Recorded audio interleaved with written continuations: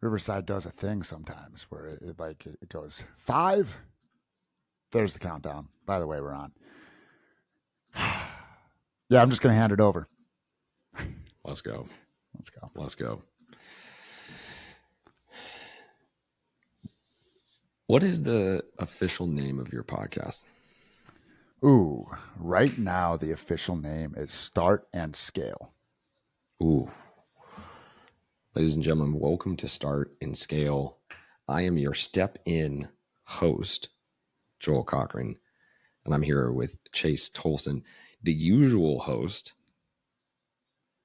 And what we're going to do today, we're flipping the roles.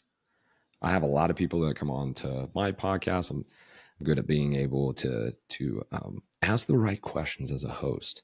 And I even tend to do it even when I get on other people's podcast is I'll start asking questions just because, gosh dang it, I like asking questions. And today we're going to dive in. Chase has no idea the questions that I have for him and what we're going to be diving into.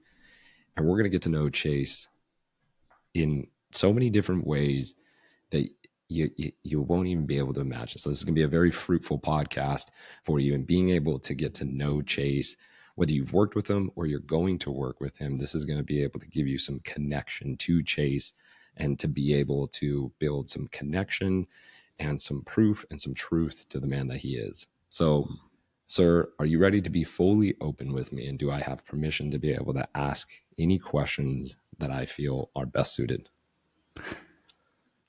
Exactly the reason that I asked you to be the one to interview me. Yes, sir. Full permission.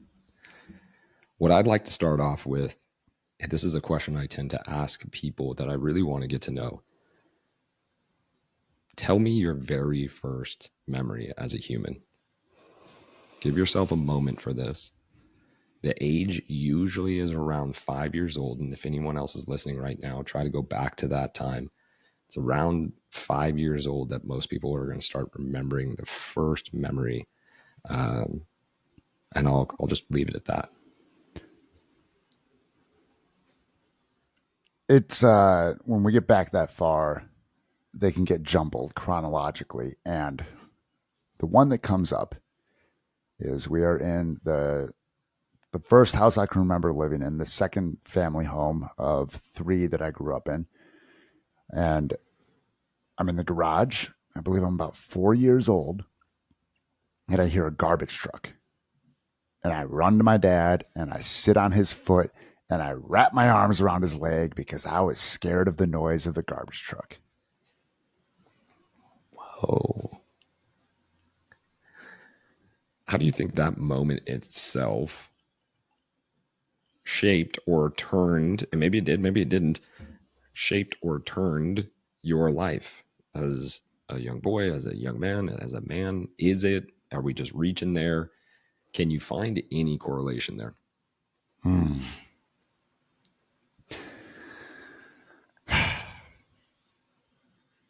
I'd imagine it's the first time I've pondered on this specific memory. I'd imagine what happened there is as I grew and I realized that the garbage truck wasn't anything to be afraid of. It was just something doing its job that made a loud noise. Mm-hmm. Well, at a very young age, I learned that I was scared of something that wasn't going to hurt me, wasn't going to touch me. And when I just let it be and realized that it was just doing its thing, well, now we're starting to pull on the thread as to, well, let's just lean into new stuff and the fear is going to be there, or we can set it aside and keep moving. What do you think the correlation is? Was your mom in the house at that time too? My dad and I were in the garage. My mom was inside, I believe. Okay. You could have bypassed your dad and ran straight into mom, right? You went to dad. Do you believe that there's a correlation there, or why you went to dad, and even though mom was inside the house? Why didn't you run all the way inside the house? Why didn't you go in the backyard? You know, the the first thing that comes up is like, well, Dad was the closest, and uh, my dad did a really good job when I was young of showing up as an authority figure, as a place of safety and a place of authority. So loud noise, Chase is scared, Dad's right there, everything fits. Mm. How's your relationship with your father? Oh, it's great now. Rocky when I was, there was my dad's a my dad grew up broken, divorced household. His parents, his mom had her own demons, and and if you look back at her parents, she came forward a generation and gave him a better starting point. He's given me a better starting point, and so on and so forth. And the coming of age as a teenager, there was, we had our moments, and my relationship with my father's great now, especially as I get to see him be a phenomenal grandfather. He is likely my daughter's favorite person.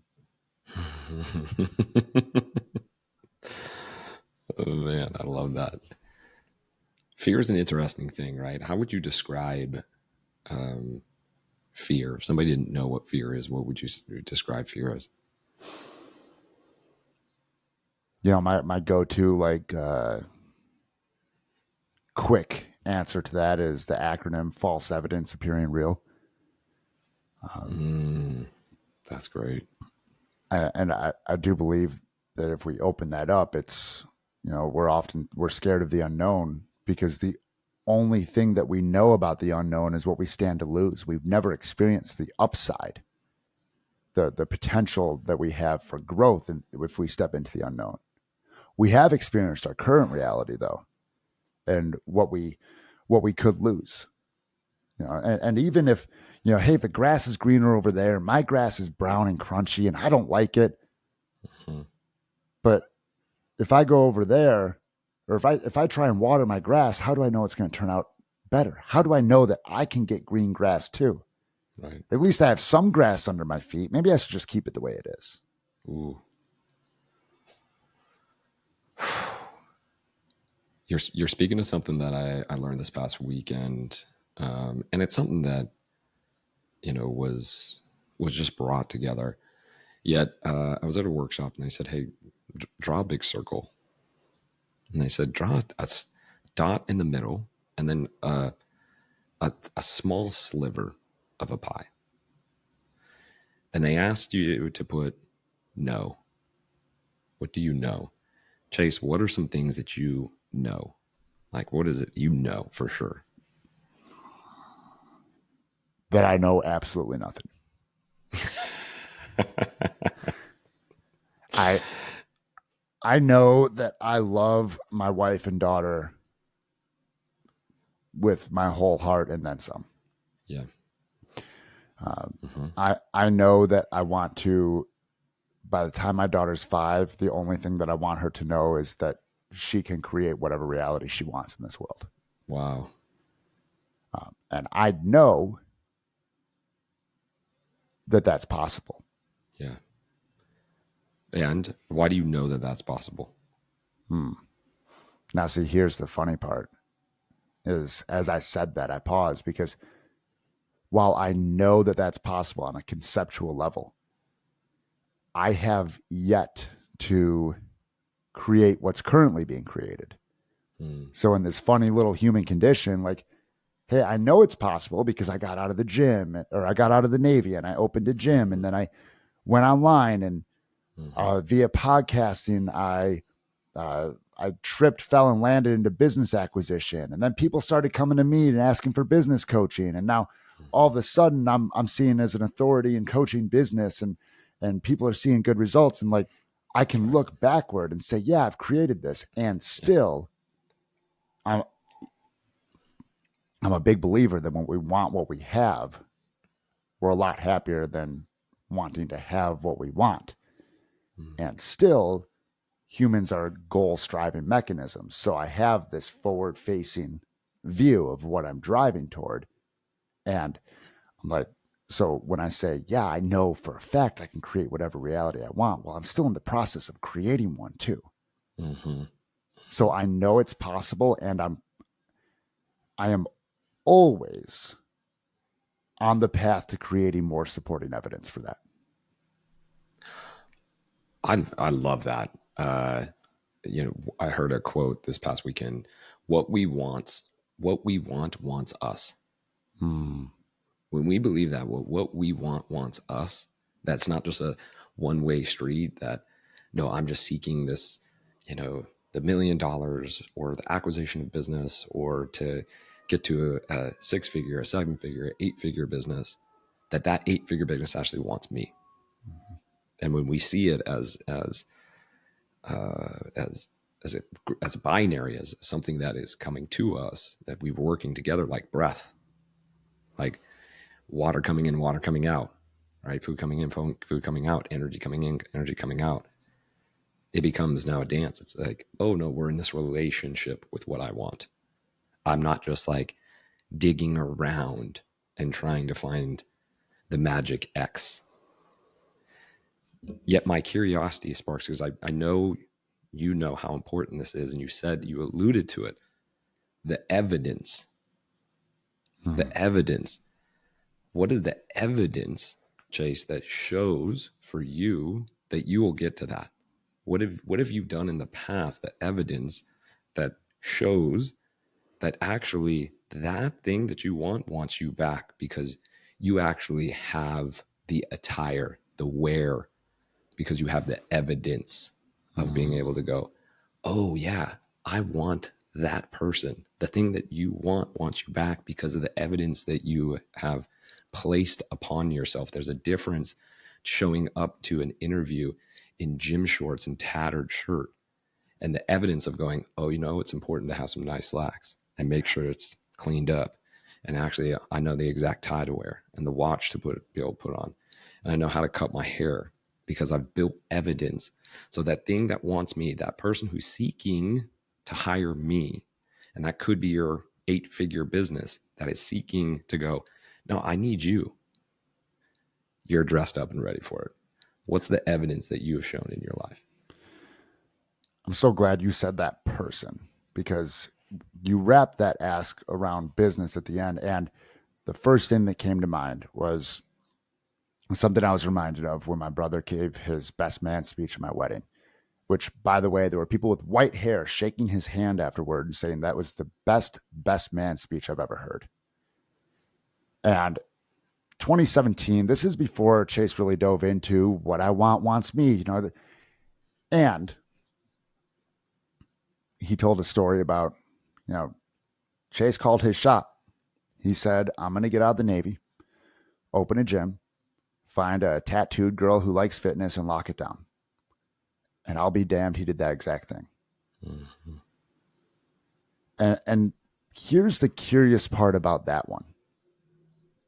And this happens more and more than some people realize, is I didn't realize that I had put that out there. Like, it wasn't this thing that I was like, I need to find this fit girl who's tattooed. No, like I mentioned it to my brother, and then I set it down. Mm-hmm. And so often when we get into this, what I want wants me, what I desire desires me, we can go like stage 5 clinger with what we desire. Oh, yeah. It's like, no, I want you. Please come here, please. I promise I'm gonna be fun to date. Please come here. And what we Mm-hmm. desire goes, oh, what's that? Oh, that's gross, dude. No, I don't want a relationship with you. Like you Yeah. don't want me. You need me. Mm. And that's a dependent, like a very like a unhealthy dependence on what we need, as opposed to what we want or what we desire or what we're meant to have. Mm-hmm. And Mm-hmm. organic thought off of your ask here, and other evidence. I mean, I zero business education when I got out of the Navy in 2014, and 2 years later, I had a gym with a team and a sales system and a customer journey and people referring their friends there. Huh, weird. It's almost like if you just put one foot in front of the other and That's right. learn from people that are a little bit ahead of you and just keep going, things happen. You started off, like you said, very little business experience. Now, I'm assuming the people that are coming to work for you either have little amounts of business experience or they've been putting in the reps but not seeing the results. Is that fair enough to say? 100%. By and large, and I just want to make sure I clear on this because you said the people that are coming to work for you. Did you say work with you? Yeah. Okay, yeah.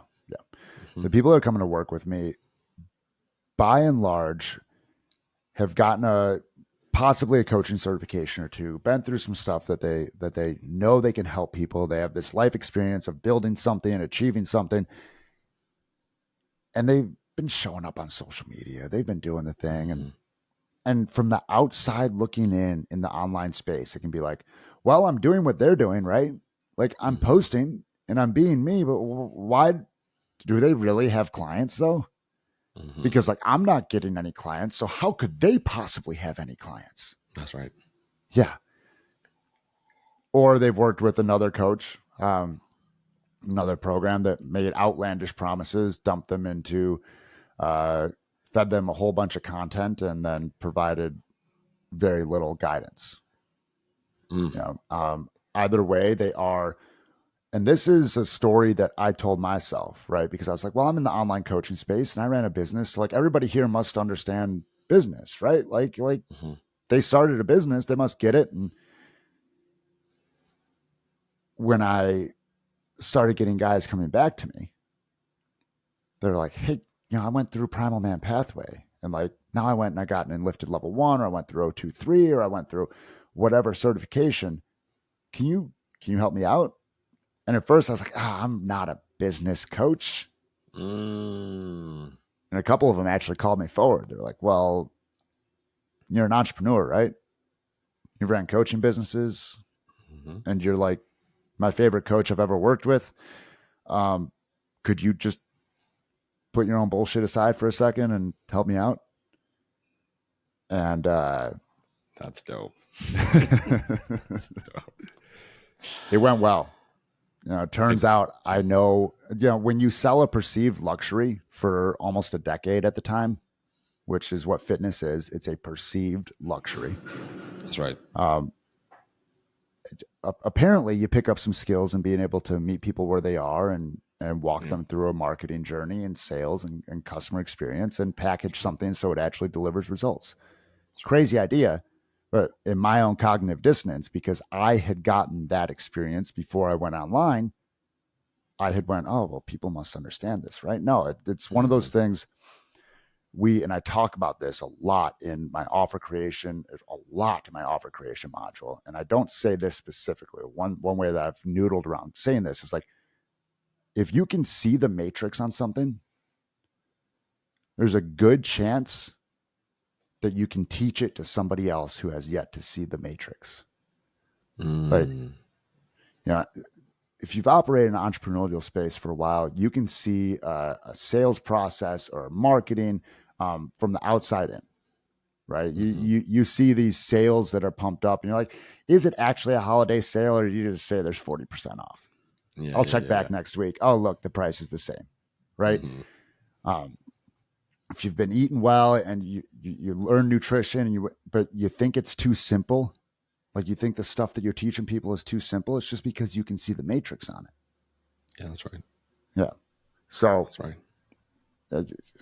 To wrap this tangent up in as neat of a bow as I can, turns out people started coming back to me. And after a couple of them, I was like, wait, let's actually check in on my audience here. So I put a poll up last December. And if you're listening to this later, December of 23, I put a poll in my broadcast channel. I was like, hey, who's in here? And the options were aspiring coach. I want to work on my fitness. I want to learn to love myself. I want to work on my mindset. Guys, fitness was like way far behind in the last place. Okay. Then it was, I want to learn to love myself. Then it was, I want to work on my mindset. And then in the lead, and some of these were multiple people answered multiple times. In the lead was, I'm an aspiring coach. And at this point, I go, okay, well, I've done this. I say, hey, who wants to do a free workshop? Like still zero, like, okay, about 5% inclination that maybe I start like running with this business coaching thing, right? Yeah. Like, who wants to do a free workshop? Like 20 people said yes. So, of course, like, I think 10 or 12 showed, you know, and 2 people signed up with me right off the back end of that. Like, hey, you've walked this path. I want to walk that path. It Wow. obviously makes sense that I want to work with you. Yeah. And that was December. Damn. Yeah. Let me ask you this question. I'm gonna pull you completely over onto a different side. Let's go. When did you want to quit? January 2021. Tell me about it. Wanted to quit my gym. I had been running a brick and mortar for 6.5 almost years. And while, yes, I built a team, guys, it's before I make this point, I'm going to use this to make this point. A 300 batting average in the major leagues is considered good.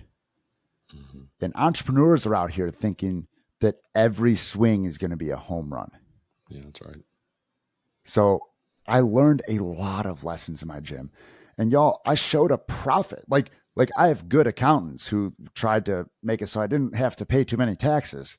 Mm-hmm. And I showed a profit in 2020 when we were shut down from COVID. Mm-hmm.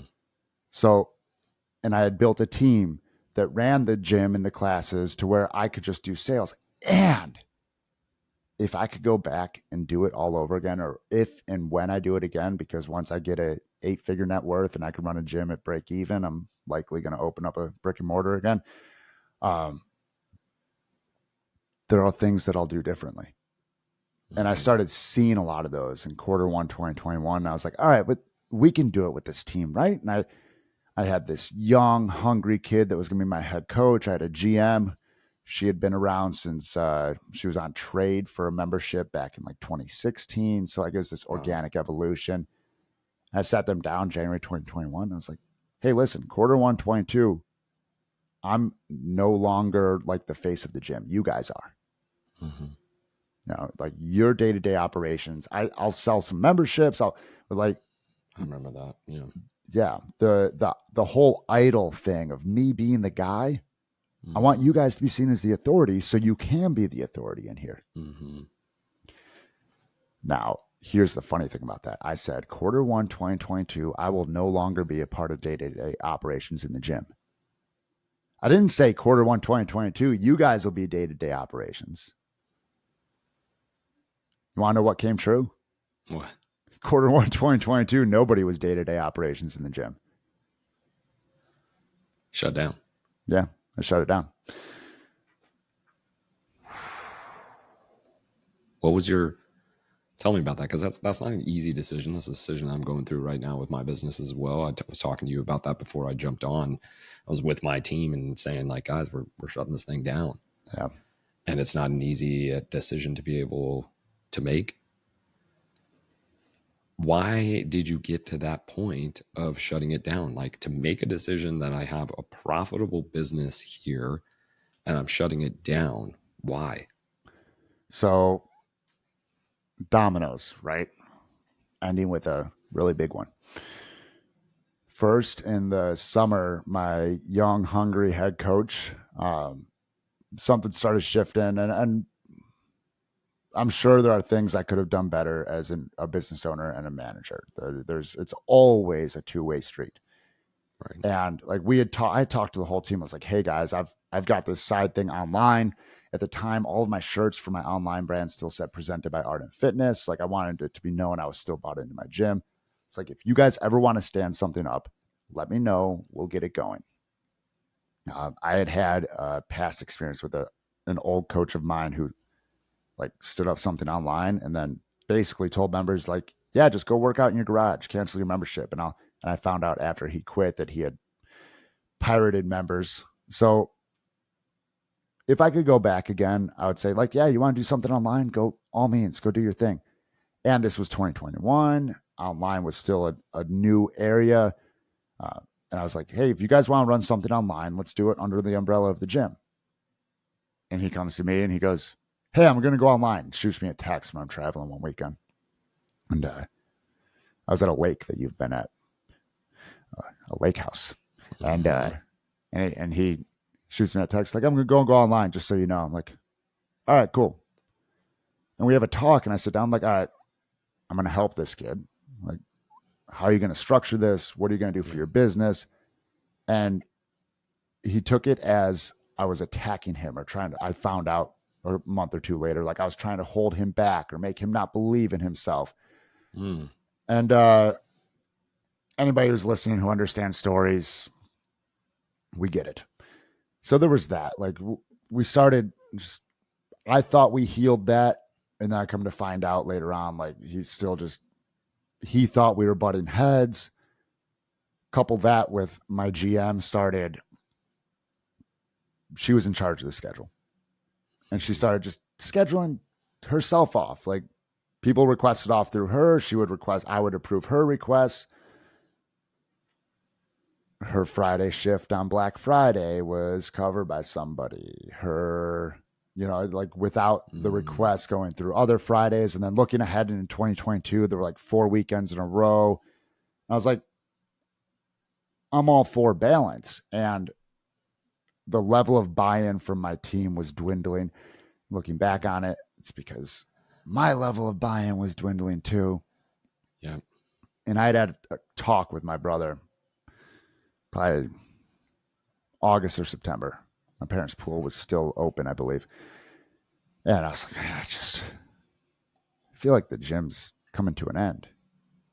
And he's like, oh, I wish I could like help. I was like, you've helped by listening. And then November 27th, 2021, my brother Ian passed unexpectedly at the age of 27. And as we were getting stuff together for his celebration of life, I realized I wasn't in pictures. I wasn't in some videos from traveling, from birthday parties, because I either had to leave early or didn't go on these trips because I had a gym to run. That's right. I was like, I'm done. And on like December, I chewed on that for a week or two in December after the celebration of life. And sometime mid to late December, no, I'm sorry, it was the last week of December because I talked with all my coaches. I was like, hey, are you going to be good? Like, talked with the massage therapist that was renting space for me. Last week of December, I went live in the gym's Facebook group, the members group. I said, hey guys, it's been a fun ride. We're done. That was the most freeing drive home ever. It was the right move. It was energetically the best thing I could have done. There's somebody out there right now, without a doubt, who's in the same position as you, same position as me. Yeah. You've heard it. I've heard it 1,000 times. Man, when I finally made that decision, it was freeing. Why is that? I have my own theory, but why was it for you that it was freeing?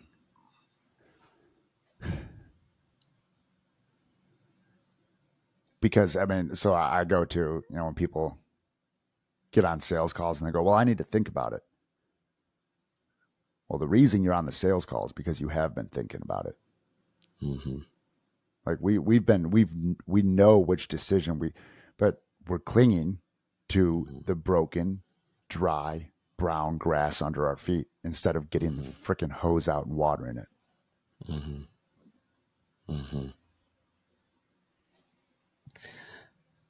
For those that are listening now, they're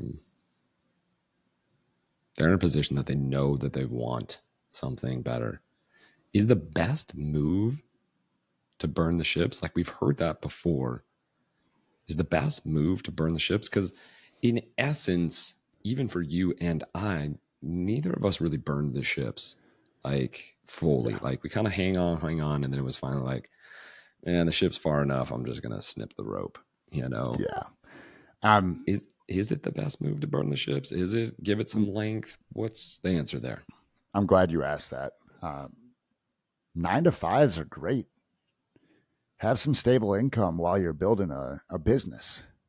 You know, like my gym was effectively my 9 to 5 while I was figuring the online thing out enough to where I could build it to eclipse that income. And if you're gonna still have the ship around, make sure you want what you're building. Mm, Because until you burn the ships, they will always be there as a safety net.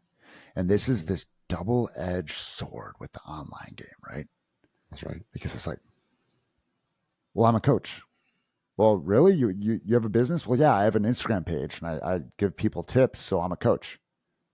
Cool. And this is honestly what I think is this catch 22, because it's this super low barrier to entry. You know, a la CrossFit in 2008 with $500 affiliate fees, and you could open in a garage. Mm-hmm. Super low barrier to entry. And if it doesn't work in 60 days, well, you can just pack up shop and go back to what you were doing. That's right. You know, like this is, dude, there was a program that I invested in. And when I was on the sales call with them, they're like, yeah, it's $9,800 for the first month and $1,400 for each month after that. And in my head, I go, well, even if I make that 10 grand back in a month, you're out of your minds. Like, that's a lot of money. And you're giving me 0 one-to-one calls. It's just like systems and templates. Like, they better be good. They came down to 6K for the month. Mm-hmm. Now, here's why that was a good thing. It lit a fire under my ass to actually do something. The same way that emptying out my life savings and then taking on $30,000 more of debt in 2014 lit a fire under my ass because I had rent to pay in my building. You have people out here that go, "Oh yeah, I'm a coach. I believe," and I'm just going to send it for a second. I'm a coach. I believe that people need to pay me to help solve their problems. But I'm not going to invest to learn how to do what I want to do. Well, why aren't you going to do that? Right. Yeah, like why not? Why won't you practice what you preach? Is it because you actually honestly are still at the tippy top of that front end of the Dunning-Kruger effect and you think that you have the business acumen having never ran a business and that you have the accountability and the drive and the systems all just from YouTube? Maybe. Or maybe you want to give yourself an out. And maybe not investing and not putting any skin in the game means that if it doesn't work, you can just walk away. It comes back to that analogy I was using earlier, Chase. I just had this vision of like somebody only paying for some nice dress socks, but they're still wearing their like Birkenstocks and their tattered shorts and their tank top, trying to go get the top level CEO job. Yeah. Mike, you got some nice socks on, but you're not willing to pay $5,000 for the suit. Yeah. Because I will guarantee you that CEO is going to go, damn, that's a legit suit. You're showing up differently. But you had to invest to be able to get to the point of having the opportunity. Yeah. They pay for their LinkedIn Pro subscription. Yeah.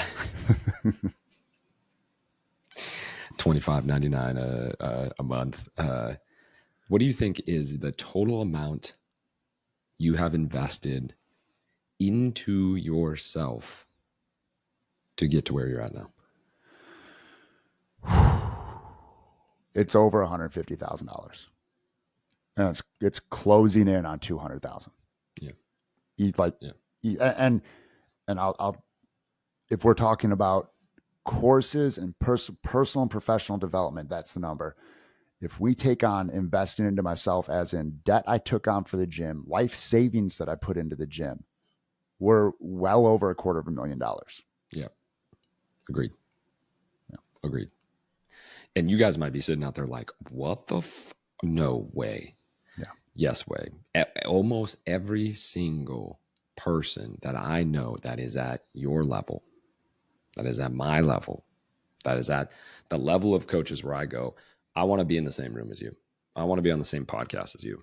I want to be able to create time in my day where I'm not making money here. This is not beneficial to me, but I want to be in this space with you, right? Have spent over that 100K barrier, whether that's purely just on personal development. I would say I'm somewhere around 60K, 70K personal development, somewhere around 150K, maybe close to 200K when it comes to businesses that I've invested money into. I mean, my business that I'm currently shutting down, I invested over 50K in the last year and a half, $50,000. That's poof gone. 25,000K that I had to liquidate at the end of the month when my business partner and I, decided to depart. When you're talking about those big numbers, the only reason you have those big numbers is because you've generated numbers. Mm-hmm. So you've invested in yourself. You've taken that like energy coming in and out. You've taken that. You've gone, I want to play big. To play big, I need to feel really damn uncomfortable. I need to hear 98,000 and $1,400 after that and go, you are out of your mind. That makes me feel really uncomfortable. Yeah. And then go, here's my money. Let's go. And be willing to take that energy and push it on. And then you can get to the point where you're making your proclamations as you are now of what it's going to be like when your daughter's 5 years old, because you've invested it. You're showing up in a $5,000 suit and everybody's going, damn, that dude is for real. Yeah.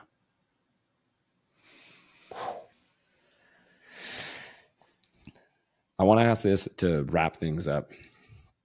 People that are listening, people that may be curious, because I'm actually curious. I do business coaching as well, but I do it in the CrossFit world. I can tell you, hey, here are our top 3 pain points when it comes to CrossFit affiliate owners. What would you say is the top 3 pain points of the people who come to see you?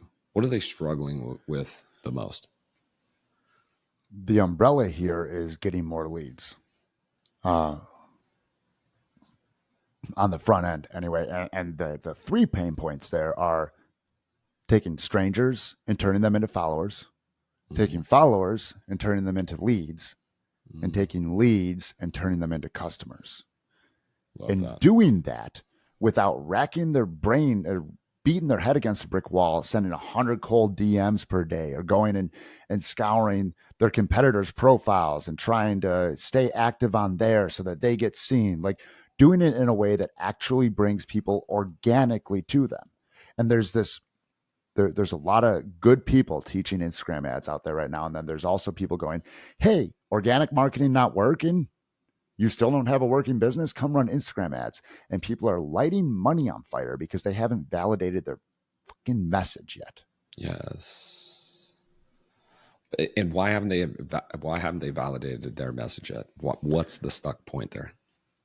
Because they're still speaking at their clients instead of to them. What happens when you start speaking to your client?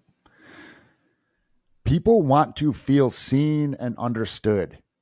They want to know that you understand them.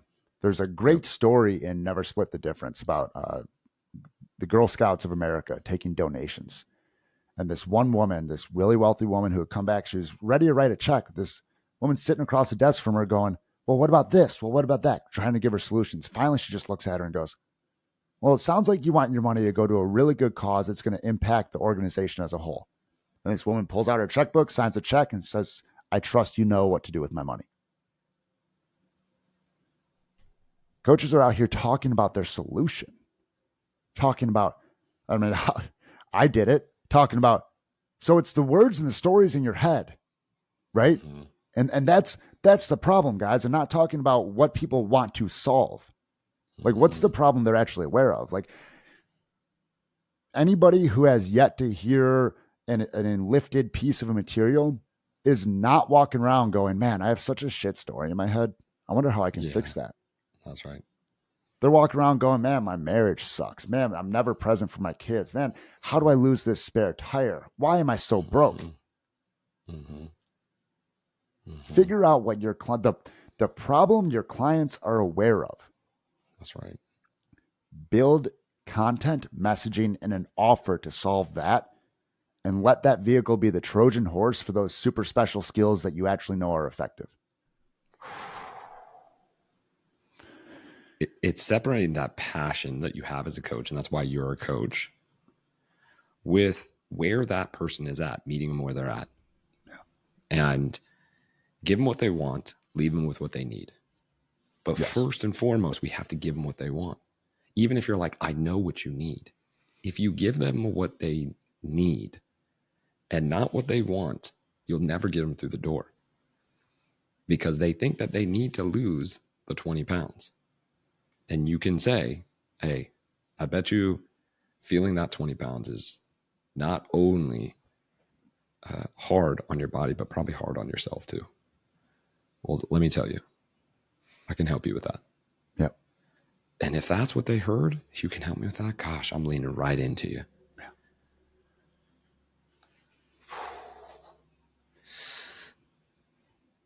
One current quote. This is how we're going to end it out. One current quote, saying, or something you have learned recently that will give exceptional value to the people that have made it this far. Whether it's something you just recently learned, a quote, or a saying that you're living by. Excellence is the ability to endure pain.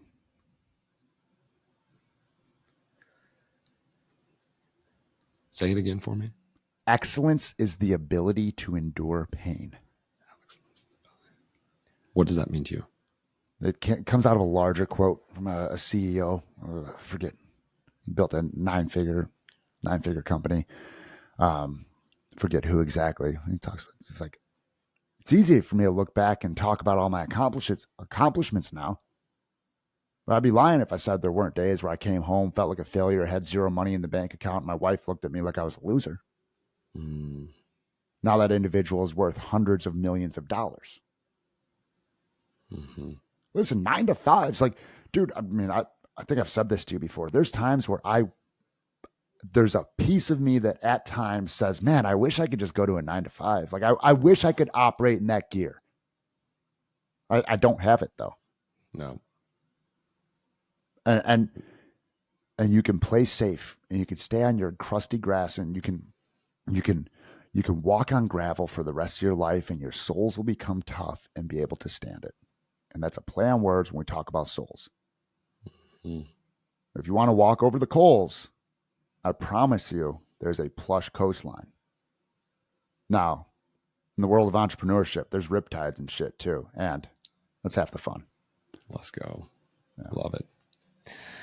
Chase, if people have heard this podcast, if they've been inspired by the things that you've said and getting to know you a little bit more in your journey in itself, how do they get started? Give us the simple steps to be able to get started with you.